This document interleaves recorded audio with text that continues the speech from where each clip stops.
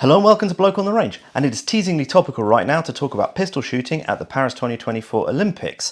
Now, the reason for this is that there's been a certain amount of social media hype around two particular competitors, neither of whom are winners. The first of them we're going to talk about is Yuji Kim, who came second in the ladies 10-meter air pistol, and she's got a certain rizz about her gear. And the other one is Yusuf Dikec, and I'm sorry I'm pronouncing it wrong, who got a silver medal for Turkey in the mixed 10-meter air pistol pairs.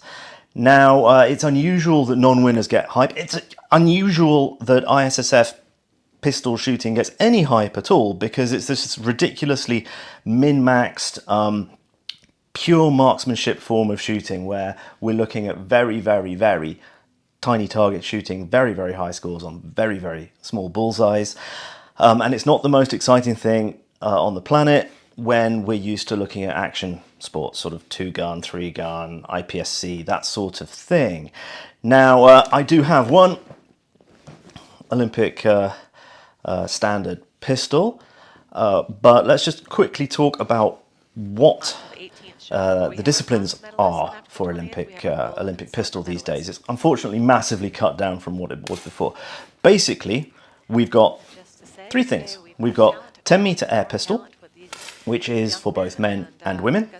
We've got 25-meter men's pistol, which is also known as Olympic rapid fire. I actually had Calvin have a go at this, Calvin of Firepower United, a while back when he was in country, and that's at 25 meters, and you're putting one shot on each of 5 targets from a 45-degree start position, and you've got 10 seconds, 8 seconds, and 6 seconds to do it. It's very, very hard. And women's 25-meter pistol is the old standard handgun course of fire. It's 30 shots precision on the PL7 target, 25 meters, and 30 shots dueling. So that's 3-second exposures, again, 45-degree start position. That's my discipline. I do fairly well in that. I wish I had the opportunity to train it. Now, the air pistol's at 10 meters, it's on much, much smaller targets, and it's all slow fire. The top 8 competitors in each discipline go through to a final, and then there's this sort of kind of thing where they shoot a smaller number of shots, and their overall score is the total. The qualifiers, they're all 60-shot courses of fire for both men and women, and this is somewhere where the men and the women can compete on the same level, very, very similar scores.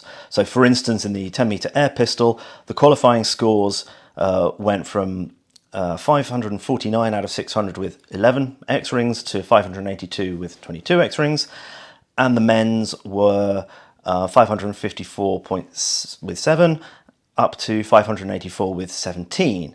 Now, our man Yusuf there, 51-year-old, ex-Turkish military NCO, very nonchalant. He didn't qualify for the men's individual final. He came 13th with 576 with 18 X-rings, put him way down. It's only the top 8 who go through to the final. And just for reference, my personal best is somewhere in the 550s.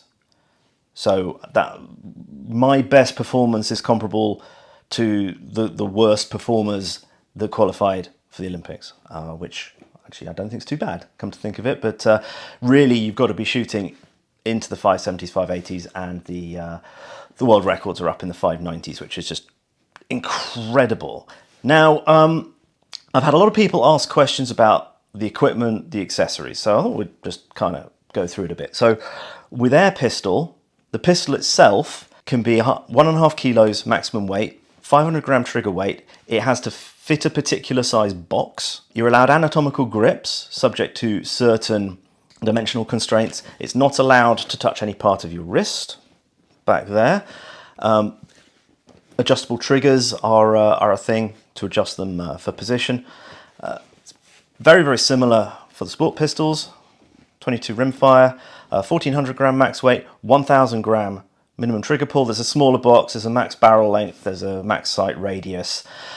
But overall, they're similar beasts. With the air pistols, it has to be 4.5 millimeters, so 177.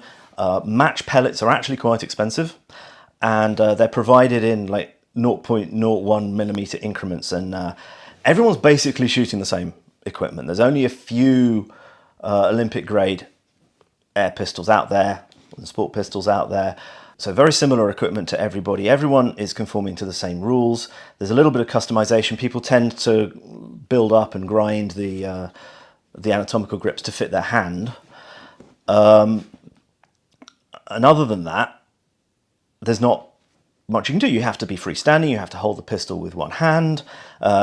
You can have a hat, but you can't have blinders down the side. Your shoes have to be flexible, not go above your ankle bone. The rifle guys have these like bondage jackets and rigid boots and things and stuff like that. But for the pistol shooters, there's limitations. They actually have a machine to measure the flexibility of the sole because there's standards for this.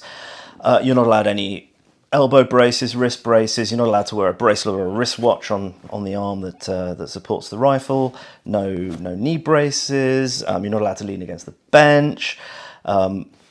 It's intended to be just holding the pistol. Now, a lot of people seem to have been a bit baffled by what Yuji Kim is wearing, and it's contrasted with Yusuf because he isn't.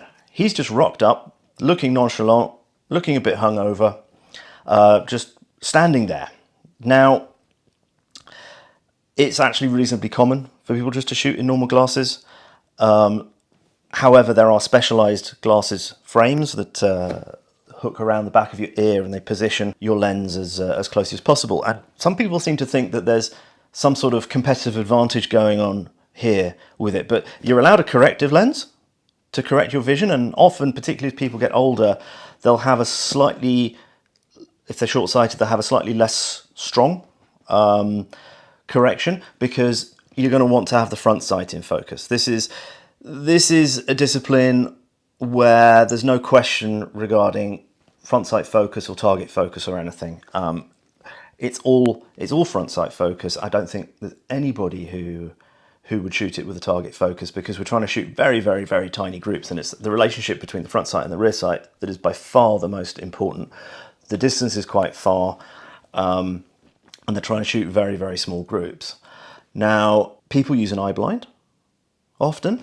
I quite like an eye blind, and that goes on the left, and people used to have quite big ones, and people used to even have flappy hats to try and get a bit of tunnel vision. And the reason for this is it's a very psychological game. It's probably 90% psychology by the time you're shooting at a high level, because if you screw something up in your head, you will make an error on the trigger, which will then show on the target. So it's all about getting in your zone, getting your focus, getting your concentration, and keeping it up for quite a long time, because a 60-shot course of fire is long. It is actually quite physically demanding by the end of it, because you're hefting up this pistol an awful lot of times. You've got a limited amount of time to do it. I was always quite quick, but some people will use the whole thing. There's normally chairs behind, well, there's always chairs behind the firing point. People will sit down and just have a bit of a relax, particularly in the 60-shot air pistol. However, these days they've been trying to make it a bit more TV friendly, so you're limited to a much smaller blinder than you used to be able to. You can't have flaps on the hats, and so it's literally just this thing down there. And the reason is that most people will keep their left eye open. Not everyone. Some people will shut their left eye. Some people will keep their left eye open but not have a blinder. Now, if I'm going to keep my left eye open, I want a blinder because my eye dominance isn't very strong.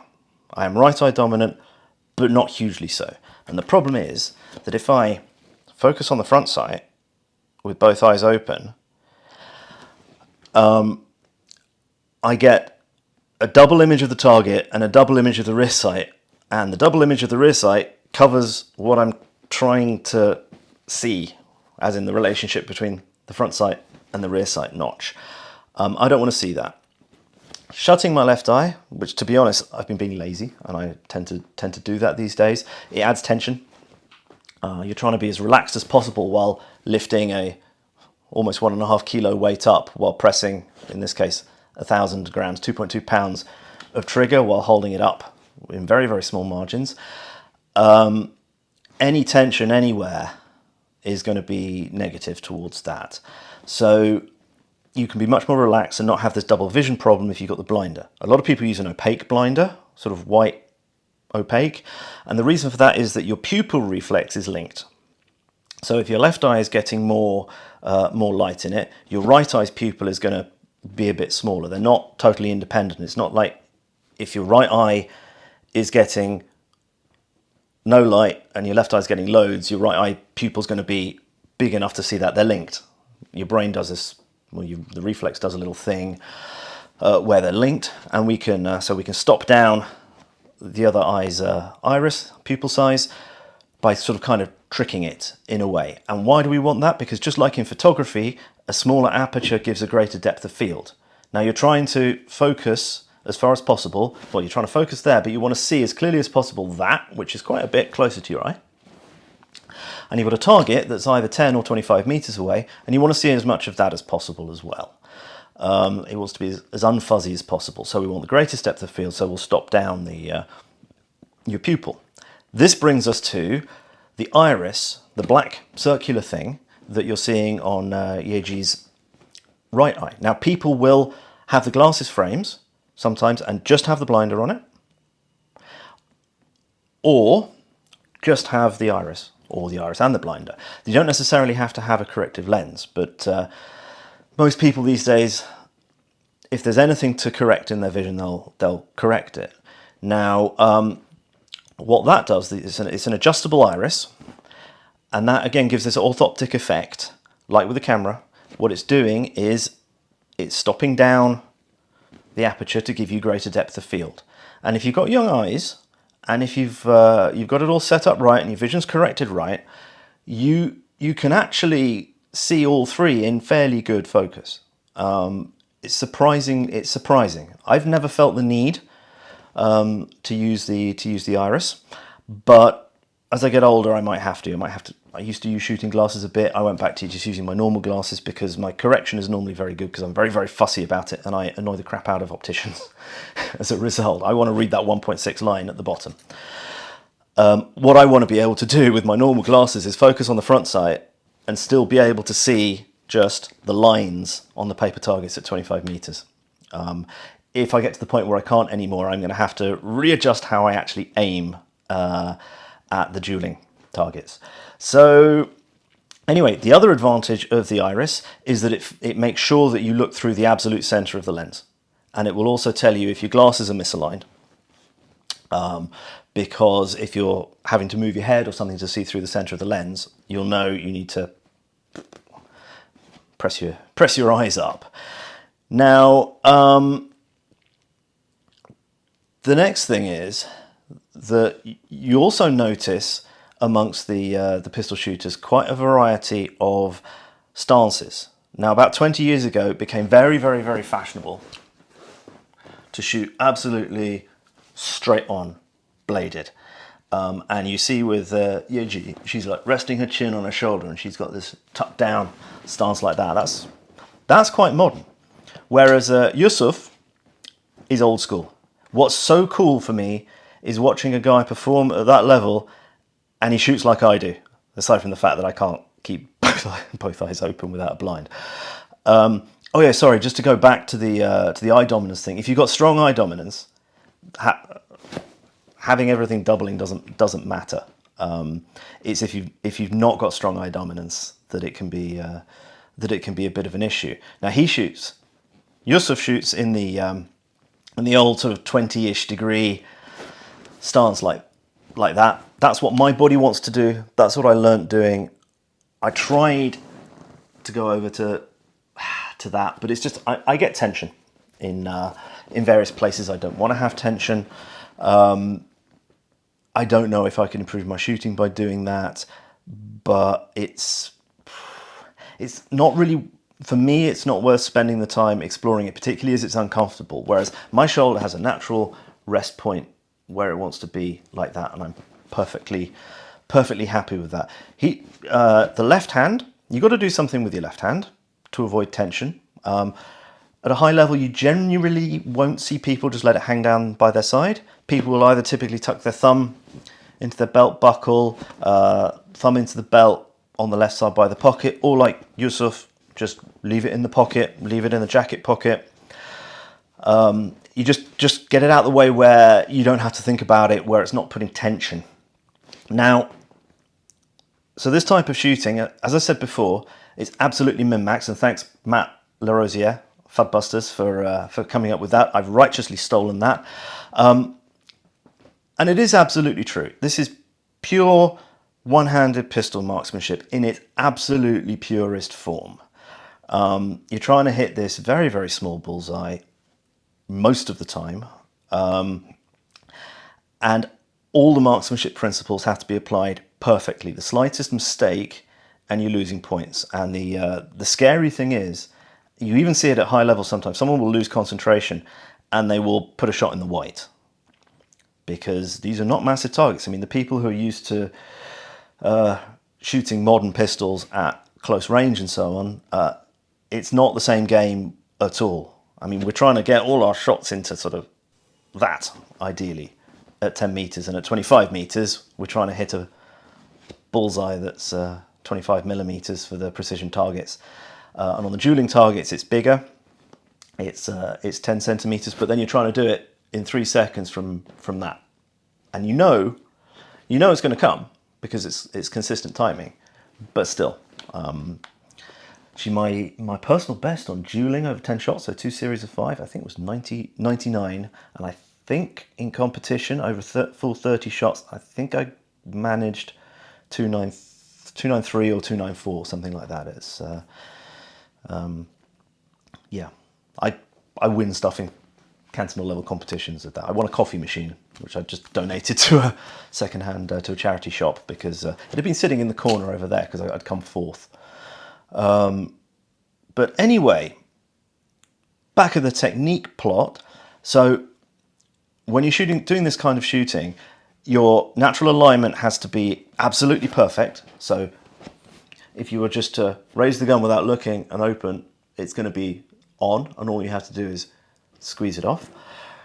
What's great about these grips is you've got this adjustable palm shelf here, is that I'm hardly holding it. So basically, the gun is just hanging on me. My fingertips there's no tension whatsoever. My thumb's just resting. And then this gives me the maximum control over my trigger finger to break the shot. So natural alignment, perfect. Sight alignment, perfect. Trigger release, perfect. Follow through, perfect. Both having a total of 24 hits after 4 shots. A hit for both. It sure is not easy.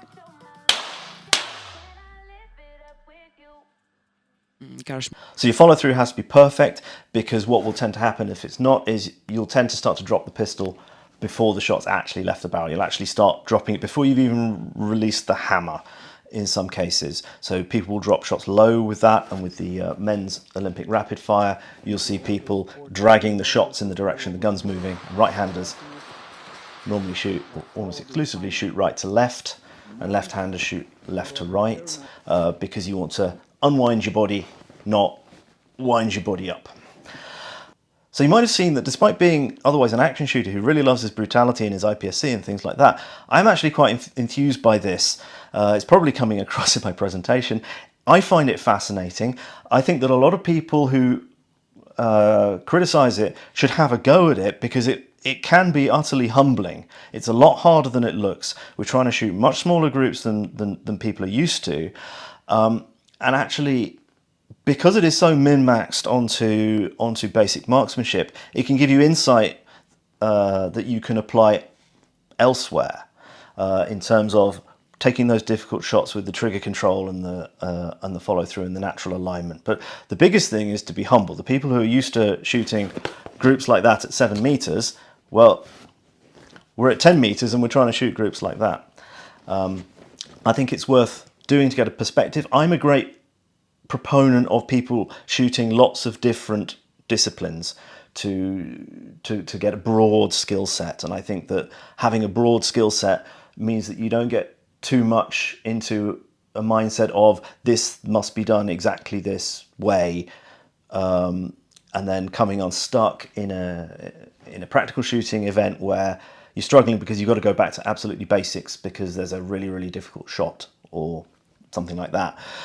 But yeah, I enjoy it. There's a lot of this kind of shooting in Switzerland. We shoot mostly with the 22 sport pistols and the service pistols, but these are getting more and more prevalent. If you're interested in this kind of thing, the worldwide governing body is the ISSF, the International Shooting Sports Confederation. It used to be called UIT, Union Internationale de Tir. And the reason why we're never going to see something like IPSC in the Olympics is that ISSF have the monopoly. ISSF hates IPSC with a passion, to the point where a while back they were writing incredibly misleading, verging on libelous articles about it, basically decrying it as combat shooting. Yes, it's a sanitized form of shooting. It is ultimately derived from military training from back in the day, and dueling.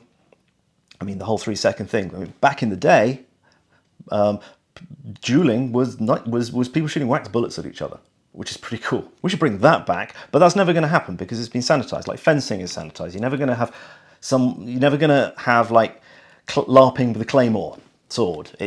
Fencing has become this very sanitized min-max thing. So shooting's the same. It would be cool to have more action shooting in the Olympics, but unfortunately it's going the wrong way. It's more likely to end up with frickin' laser beams like they already did with modern pentathlon than it is to go to centre-fire action shooting. It's just one of those things that's just focus your efforts elsewhere, because not going to happen in my lifetime. So I think I've blathered quite enough now. If you survived this far, well done. Thanks so much for watching. Please like and subscribe, etc. Thank you to everyone who supports us financially, whether it's via Patreon, Player, the Weapons and War app. All support is gratefully received, and it helps keep the channel chugging along, making unashamedly, unabashedly nerdy content such as this. So thank you all so much, and see you again sometime. Bye.